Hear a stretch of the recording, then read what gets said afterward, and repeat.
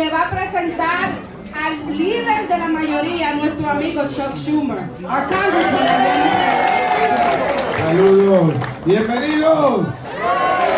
¿Dónde están los dominicanos?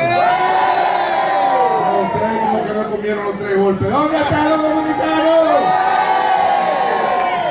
Bien, eso es mejor. Y le espero un mondonguito en la salida ahí también.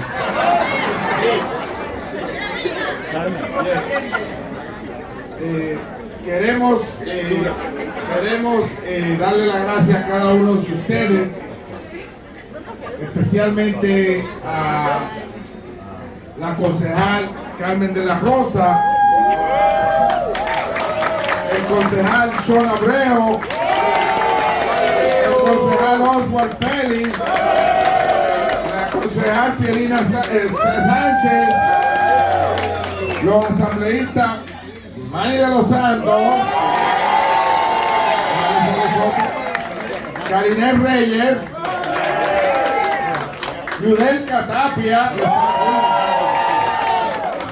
okay, and all our friends that are here today, all of you. Marjorie, who's here from the Northwest Bronx. Of course, we have our Deputy Bronx Borough President, Janet Peguero. We have our Borough President from Queens. Who else? Oh, we have my good friend who's going to build me the 2nd Avenue subway from the MTA, Jano Lieber.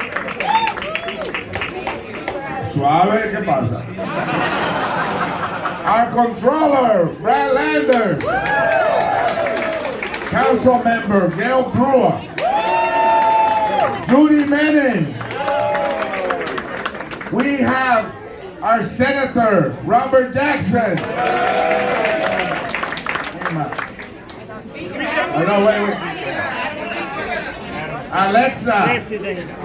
Aviles, where's Alexa? Alexa Aviles. Okay. Now, I'm going to come with the heavy hitters, the big poppies of the group here.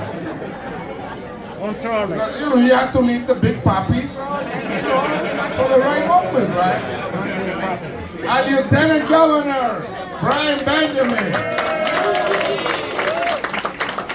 The New York City Council Speaker, Adrian Adams.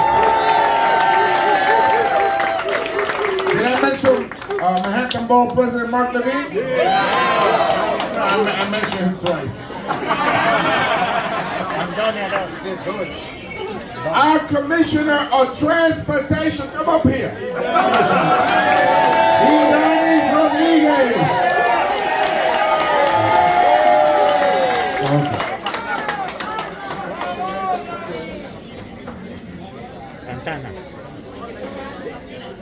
Okay, they want me to mention somebody twice, but that's okay. Brian Benjamin!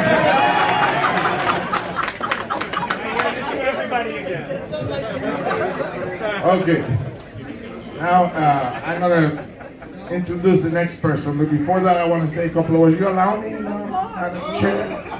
I'm very orderly, okay. What they say out there is not altogether true.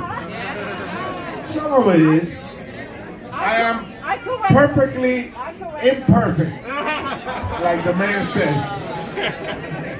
Okay, so today we celebrate Dominican heritage, right? There is roughly about 1 million Dominicans in the city of New York, over 2 million nationally, meaning that New York City is the home of half. Radame, pongo orden allá por favor.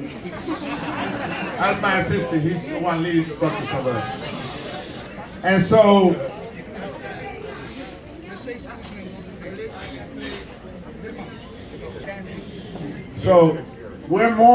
we're half of the population here in New York City. And between Senator Serrano's district, Congressman Richie Torres' district and my district in the U.S. Congress, there's 500,000 of us, 500,000, over 500,000 of us. So this is a thriving community that has been here since the 50s.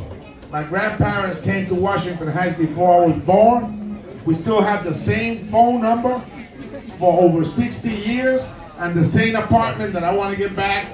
But the same dial phone with the lock on it, so you wouldn't make out of state calls. And so, in fact, the Dominican Studies Institute discovered that over 5,000 Dominicans came through Ellis Island. And the first immigrant was Juan Rodriguez. Yeah. And many of the ones that came through Ellis Island settled right here in Washington Heights. And we have their names, first name, last name, their address, and how much money they had in their pocket. We have that data. The Dominican Study Institute has established a roadmap for the Dominican diaspora that's based right here in the cradle in Washington Heights, the mothership. I go to Rhode Island and other places in Massachusetts and New Jersey, and I start out by saying I bring you greetings from the mothership, because this is what it is. And so those women, for the most part, are women that worked in factories. They were right here. Those men, fathers that drove cabs in the middle of the night when it was rough and heavy out there, they were right here. The bodega owners that opened up very early and closed bring down that gate very late at night, in very dangerous conditions, when the chain supermarkets ran out of the city and went to the suburbs, they were right here. In fact, this neighborhood saw an exodus, a great exodus. I was a witness to that, because many of my mentors were Jewish and Irish and African Americans. And when those senior citizens left to the suburbs, this area could have burned down like other neighborhoods burned down in the city, but it did not, because we were here. And we made it easier for it to be a prosperous place where other people could come and join us, and we welcome them and they could live with us. In fact, we have become victims of our success, because now the problem is the cost of living and the rent. So we went through the hard times. We were here, and we will not relinquish that legacy. We will speak about it everywhere we go. We will not be shy as saying that Washington Heights, Inwood, is the home of Dominicans, because I know that Harlem is the home of black people. I know that the Bronx and East Harlem is the home of the Puerto Rican community. I know that Flushing and Chinatown is the home of the Asian American community. In fact, today, my heart is heavy because I know that Brighton Beach is Little Odessa, and it's the home of Russian Americans. And that makes our city stronger.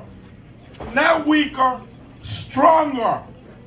In fact, I believe very strongly that is the spine cord of our city, Senator. It is the strength of our nation. You got it. And so we will not be shy. We will not be deterred. We will not speak or be discouraged. We will not be pushed back. We will only continue to move forward. And so, today is a special day because it's our independence. And we have two of those. The one we're celebrating today, and there's the restoration that we celebrate for the big parade downtown in Avenue of the Americas. And by the way, talking about Avenue of the Americas, we should retake the project to make Avenue of the Americas the walkway of the Americas. Yes. It had the emblems of the American countries. And the original plan was for it to be the gateway. And who opens up Avenue of the America? Juan Pablo Duarte, yes, the father of the Dominican Republic, on Canal Street. Right? And who closes it down in Central Park? Simón Bolívar, San Martín, and Martí. So this is an important day for us, and we celebrate our independence. And my my hero, my Dominican hero, is not, as much as I wish it was, Juan Marichal. It's not Big Papi. It's not Pedro Martinez. It's not Oscar de la Renta. It's not those great luminaries. My hero is the average working man and women of the community, who I was an eyewitness to see them get up very early in the morning and to come back late so that people like Carmen de la Rosa could graduate from Fordham University, so that Pierina Sanchez could graduate from Harvard and Princeton, so that Sean Abreu could graduate from Columbia University and Tulane Law School, so that Oswald Felix could be an attorney, a housing attorney right now, so that Manny de los Santos could get his master's degree from Albany State University. That's what we're all about. That's all. They are my heroes. Those people. And today, as I said earlier, we have a heavy heart. And I want you to give me a last minute before I introduce this great friend. We are celebrating our independence. But there is another country today, far away in another part of the world, that's fighting for theirs. And that country is Ukraine. And the world must unite next to Ukraine. We must unite for their right, for their sovereignty, the ability to have the destiny that they choose to have, their history, their legacy, their independence. We cannot allow even an inch of space of oxygen for intolerant dictators that will probably wind up in an international court of human rights in the future.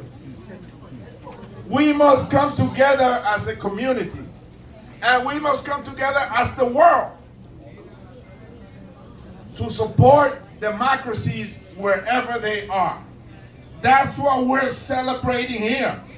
We cannot be free or independent if there's any other country in the world that's not free or independent. You may think that that's far away and that you have nothing to do with it. But believe me, you have everything to do with it. You may think that you cannot do anything to change that. I believe that if each of you unite, you can change that. You may think that that's not so important because you have to get up in the morning to go to work. But believe me, getting up in the morning to go to work in an unsure world, in a dangerous world, is very important for all of us.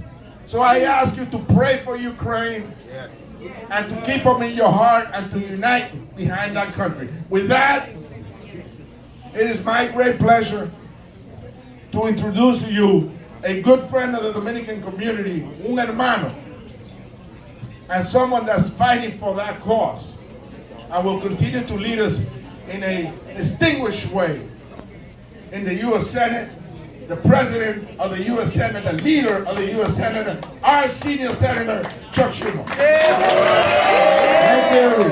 Thank you, Adriano.